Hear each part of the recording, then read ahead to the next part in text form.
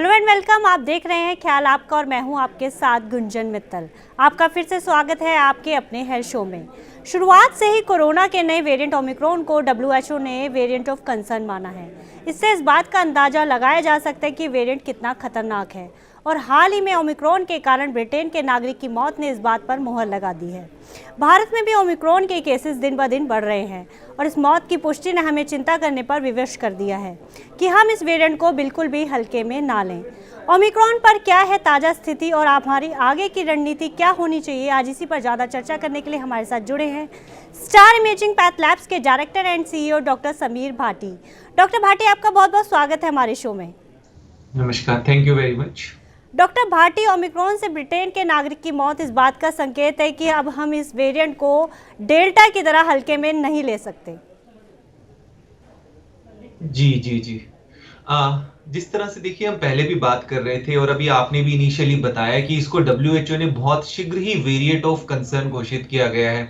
अगर हम इस साल की भी बात करें तो इस साल में कोई भी वेरिएंट ऑफ कंसर्न नहीं आया। हमारे जो पहले भी वेरिएंट ऑफ कंसर्न रहे हैं जिसके अंदर अल्फा, बीटा, गामा और डेल्टा, ये लास्ट ईयर डिटेक्ट हुए थे। इस साल जो भी वेरिएंट आ रहे थे वो वेरिएंट ऑफ इंटरेस्ट थे।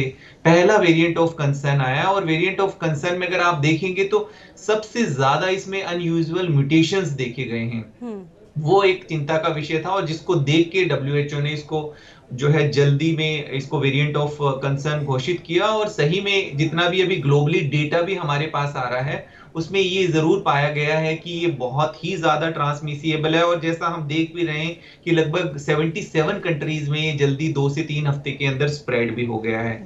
इसके अलावा अगर हम 2 या 3 देश की जैसे UK, south Africa and Denmark की बात करें तो वहां तो इसका कम्युनिटी ट्रांसमिशन भी हुआ है। तो निश्चित तौर पर हमें बहुत ज्यादा सतर्क रहने की जरूरत है। जी डॉक्टर भाटी, जब डेल्टा आया था तब तो हमारी बड़ी आबादी को वैक्सीन की पहली डोज तक नहीं लगी थी, लेकिन अब 80% आबादी जो है वो पहली डोज और 55% आबादी दोनों डोज लगवा चुकी है। तो क्या अभी भी खतरा बना हुआ है? जी बिल्कुल, जब हम बात करते हैं देखिए हमारी मैक्सिमम पॉपुलेशन को, जैसा आपने बिल्कुल ठीक बताया कि डेल्टा वेरिएंट आया और डेल्टा वेरिएंट से काफी ज्यादा लोगों को नेचुरल इन्फेक्शन हुआ और उसके बाद वैक्सीनेट भी हुए, ये बात बिल्कुल ठीक है। पर अगर हम बात करते हैं अभी भी हमारा काफी सारा एक ग्रुप है जो अनवैक्सीनेटेड है, जिनको वैक्सीन नहीं लगी है।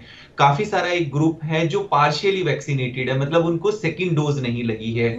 इसके अलावा हम भारत में अगर बात करें तो जो हमारे इम्यूनो कॉम्प्रोमाइज्ड पेशेंट्स हैं, जिनको हार्ट डिजीज, किडनी डिजीज, इस तरह की और अन्य समस्याएं, गंभीर बीमारियां हैं। इसके अलावा हमारे काफी सारे पेशेंट्स हैं जो इम्यूनो सप्रेसेंट ड्रग्स पे, जैसे आपका कीमोथेरेपी वगैरह सब चल रही है। ऐसी काफी एक हमारी लार्ज पॉपुलेशन है। 44 करोड़ के करीब हमारे 18 साल तक के बच्चे हैं जो कि अभी जिनको वैक्सीन नहीं लगी है ना। और वैक्सीन की एफिकेसी के ऊपर अभी ट्रायल चल रहे हैं कि जो अभी हमें एग्जिस्टिंग वैक्सीन लगी है वो कितनी कारगर रहेगी। जिस तरह से वर्ल्ड वाइड हम देख भी रहे हैं कि काफी सारे वैक्सीनेटेड लोग जिनको संक्रमण हो रहा है और काफी सारे लोग जो ऑलरेडी जिनको संक्रमण हो चुका है उनको भी रीइंफेक्शन हो रहा है। तो निश्चित तौर पर अभी हमें ध्यान देना जरूरी है। तो रीइंफेक्शन की रेशियो रेट क्या है?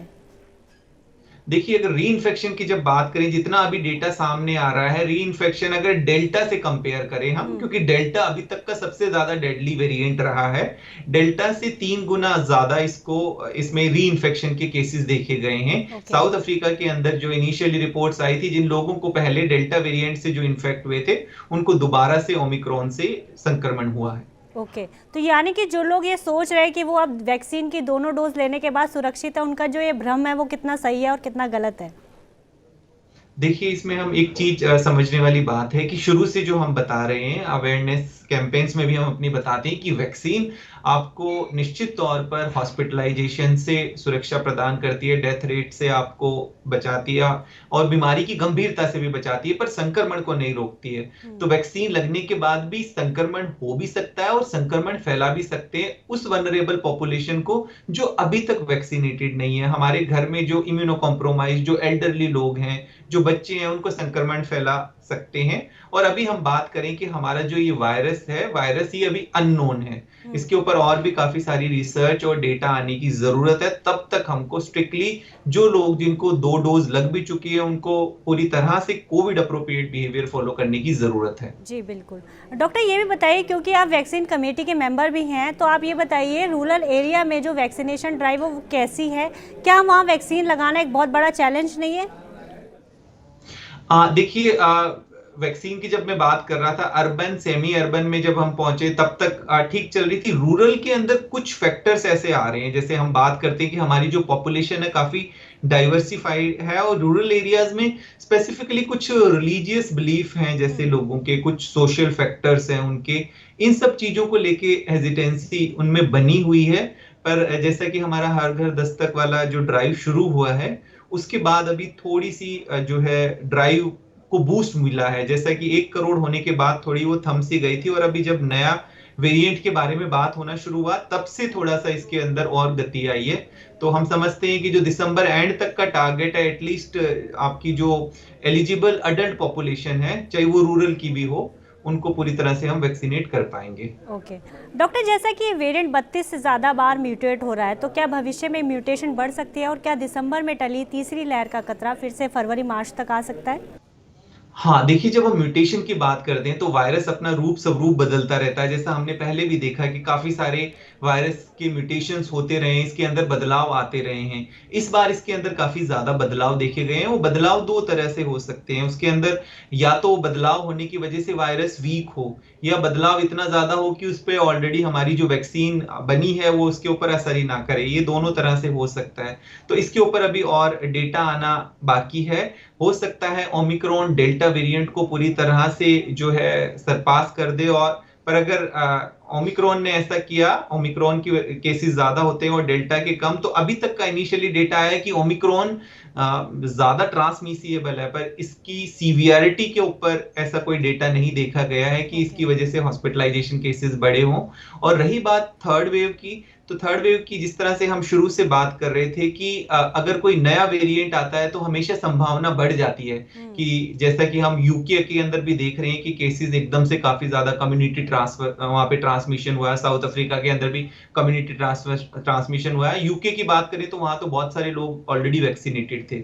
तो निश्चित तौर पर हमारे लिए ये अभी बहुत ही ज्यादा सतर्कता बरतने वाली बात है, क्योंकि केसेस बढ़ सकते हैं अगर हमारे इस तरह की सोशल गैदरिंग, और आगे अभी फेस्टिवल और अभी जो न्यू ईयर और क्रिसमस भी आ रहा है, तो इस पे हमें विशेष ध्यान देने की जरूरत है कि हम अगर यहाँ पे अभी से इस पे ध्यान नहीं रखेंगे तो पॉजिटिविटी रेट बढ़ सकती है और रिस्ट्रिक्शंस बढ़ सकते हैं। जी डॉक्टर, वेस्ट बंगाल में हाल ही में भी 7 साल का बच्चा ओमिक्रॉन पॉजिटिव पाया गया है, तो ये कितना बड़ा कंसर्न है, क्योंकि कई स्टेट्स में तो अब स्कूल भी खोल दिए गए हैं।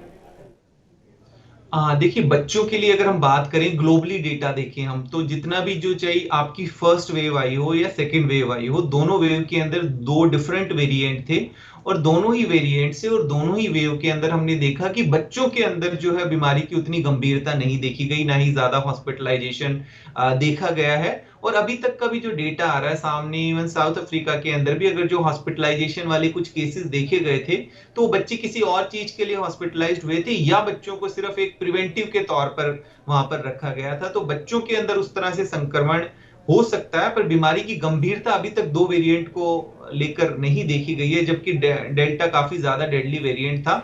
और हमने जब सीरो सर्वे भी किया तो सीरो सर्वे की जो 4th सीरो सर्वे की रिपोर्ट आई थी उसमें लगभग 65% के करीब बच्चे ऑलरेडी इन्फेक्ट हो चुके थे और उनको पता भी नहीं चला था। तो हम समझते हैं कि कहीं ना कहीं ओमिक्रॉन उस तरह से बच्चों के लिए ज्यादा घातक नहीं होगा। ओके, बहुत राहत की बात है ये। डॉक्टर, हमारे देश में हेल्थ वर्कर्स को सबसे पहले वैक्सीन लगाई गई थी और कर्नाटक में आए पहले दोनों मामले ही हेल्थ वर्कर्स के थे, तो क्या हमारे हेल्थ वर्कर्स को बूस्टर डोज देने का समय आ गया?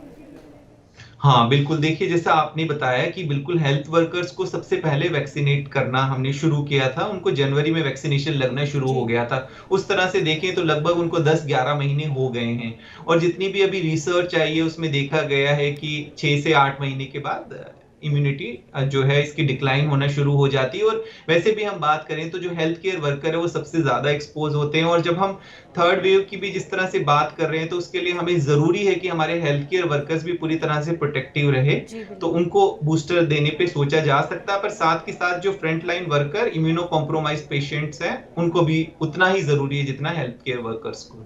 ओके। डॉक्टर ये भी बताइए, इस वेरिएंट से किन लोगों को ज़्यादा खतरा है, जिनको एक भी डोज नहीं लगी या जिनको दोनों डोज लग चुके हैं? क्योंकि विदेशों में जो काफ़ी मामले हैं वो दोनों डोज लगने वालों के हैं। हाँ, देखिए विदेशों में हम स्पेसिफिकली यूके की बात करें तो यूके के अंदर तो वैक्सीनेशन बहुत अधिक हुआ था, काफी 90% से भी ज्यादा वैक्सीनेशन हो चुका था।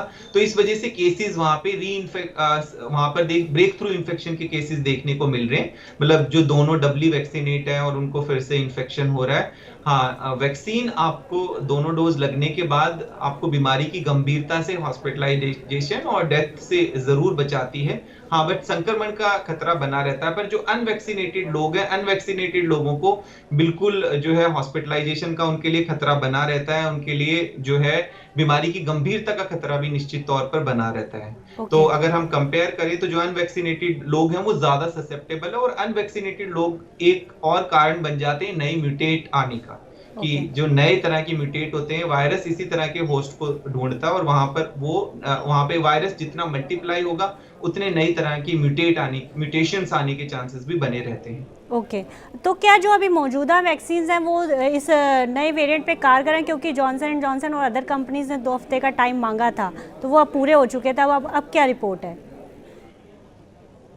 हाँ, देखिए अभी तक का जो डेटा, इस पे कोई कंक्लूसिव डेटा आया नहीं है, पर जितना भी देखा गया है कि लोगों ने जो एग्जिस्टिंग एमआरएनए वैक्सीन लगाई हुई थी या एस्ट्राजेनेका की भी जो वैक्सीन लगी हुई है, इवन अगर हम भारत की भी बात कर ले, भारत में भी जितने भी ओमिक्रॉन के संक्रमण आए हैं और जो वैक्सीनेटेड लोग भी थे तो उनके अंदर बहुत ही माइल्ड या एसिम्टोमेटिक देखे गए हैं या माइल्ड सिम्टम देखे गए हैं। तो वैक्सीन की एफिकेसी हम ये मानते हैं कि हो सकता है कम रहे, बट उस तरह से नहीं कह सकते कि वैक्सीन की एफिकेसी पूरी तरह से नहीं रहेगी। जैसे डेल्टा वेरिएंट की भी बात करें, जब हमारी वैक्सीन बनी थी तो पहले वाले वेरिएंट को लेकर बनी थी और डेल्टा वेरिएंट बाद में आया था, पर डेल्टा वेरिएंट से भी जो है हेल्थ केयर वर्कर्स को पहले लग गई थी तो उनको सुरक्षा मिली थी। तो वैक्सीन की कितनी एफिकेसी रहेगी इसके ऊपर अभी डेटा और आगे आने वाला है, बट हाँ कम रहेगी, बट कितनी रहेगी ये कहना अभी मुश्किल है। ओके। तो वैक्सीन की दोनों डोज लगने के बाद हमारे शरीर में एंटीबॉडीज कब तक बनती हैं और कब तक रहती हैं?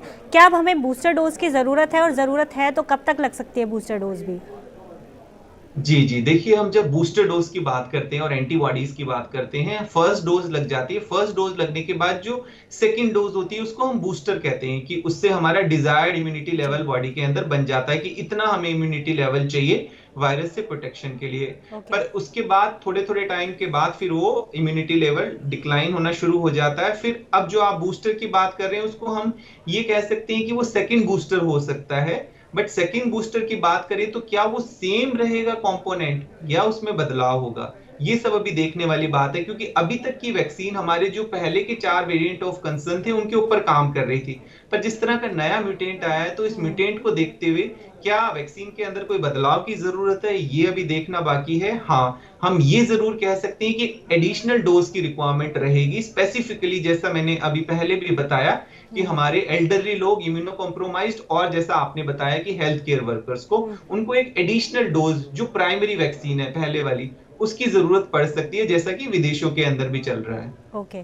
अब चलते चलते मैं आपसे बच्चों की वैक्सीन की बात करना चाहती हूँ। जहाँ कई देशों में 12 साल से भी कम बच्चों की वैक्सीन को मंजूरी मिल गई है, वहीं हमारे देश में 18 साल से कम के बच्चों को वैक्सीन का सिर्फ ऐलान हुआ है। तो वैक्सीन को अप्रूवल कब तक मिल सकता है?